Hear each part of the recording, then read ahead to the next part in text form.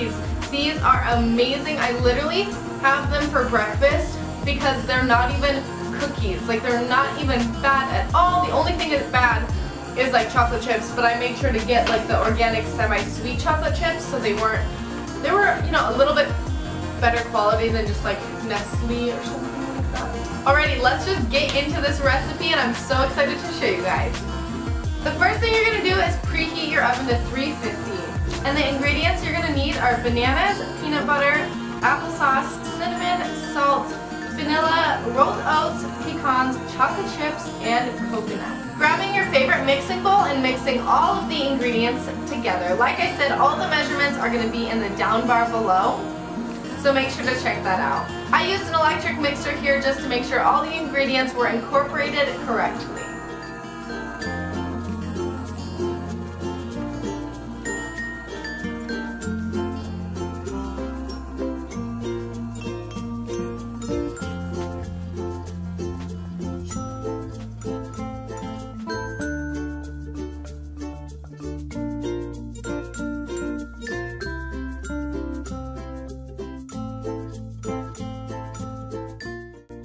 It is time to put them on the cookie sheet. I love doing this part. It's so fun. It just reminds me of being a kid and making chocolate chip cookies at home, except these are a bit healthier. Putting them in the oven for about 15 to 17 minutes, making sure you check them ever so often to make sure they did not burn at the bottom. After you pull them out of the oven, they are ready to enjoy, and do not worry if you're not a fan of applesauce or oats or anything, you do not taste it. The only thing you taste a bit are the bananas, but trust me, they're divine. The next recipe is for you coconut lovers and chocolate lovers. Now, if you don't like coconut, I apologize, but coconut is one of my favorite things to eat, especially in baked goods. It is coconut chocolate fudge. They are a bomb diggity. They just melt in your mouth like nothing before. I was never that into fudge before making this recipe. I love fudge, like the, you know, traditional fudge during the holidays and stuff, but after having this, I'm not even gonna go back. This is just so good. So let's jump into the recipe. The ingredients you're gonna need are raw cacao, coconut milk, honey, melted coconut oil. Make sure this is melted. It's not the same if it's not. And lastly, vanilla. Now it's time to mix everything together. This is probably one of the easiest recipes I've ever done. It literally takes like 5 minutes and there's no baking time, nothing. It's delicious.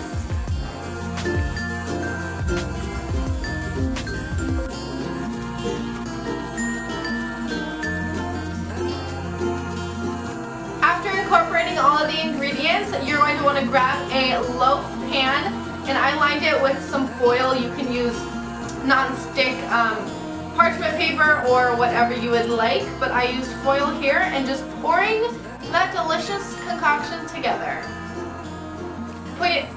Putting it in the fridge for at least, I would say, like 3 hours. I actually put it in overnight. It came out divine, so I would recommend overnight just so it sets all nice and delicious.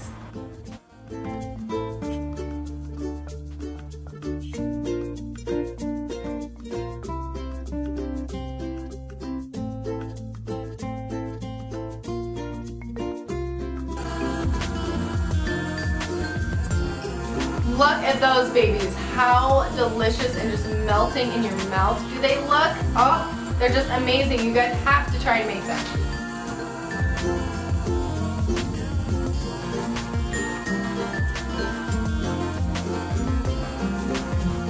Alrighty, the next recipe are for you fruit lovers. I did want to be fair, I didn't want to do only chocolate and that type of thing, so I am incorporating a delicious fruit recipe.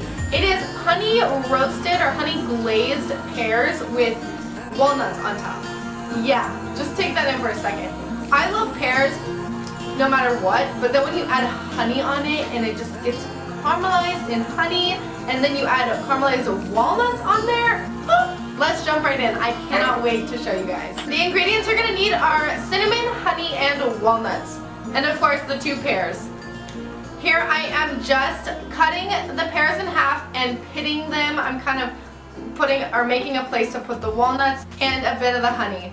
Grabbing a cookie sheet and placing your 2 pears on there, and I'm just sprinkling a dash of cinnamon. I'm actually using a little bit more than a dash because cinnamon to me is just so good, especially with this mixture that I'm using. Next, I'm adding the walnuts. You can be as generous or not as generous as you want with this, and also if you don't like walnuts, you can use any other type of nut. The last step is adding your raw honey. I think the next time I make it, I would put a little bit more honey just because it makes it so delicious and crispy after it bakes.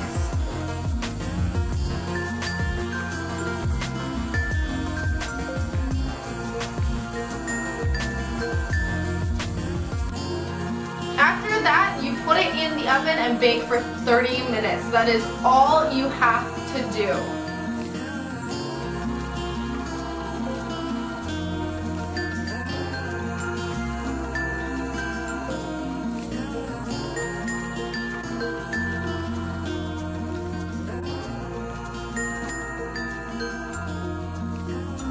I hope you guys enjoyed this video. I loved filming it for you guys, and I cannot wait to film more. My favorite juices and smoothie recipes for you guys. I am just so excited and stoked. I hope you like my little food series type of thing. If you guys make these recipes, tweet them to me, tag me on Instagram, anything. All my links are in the description below, as well as the directions and everything of that sort. So don't forget to check that out.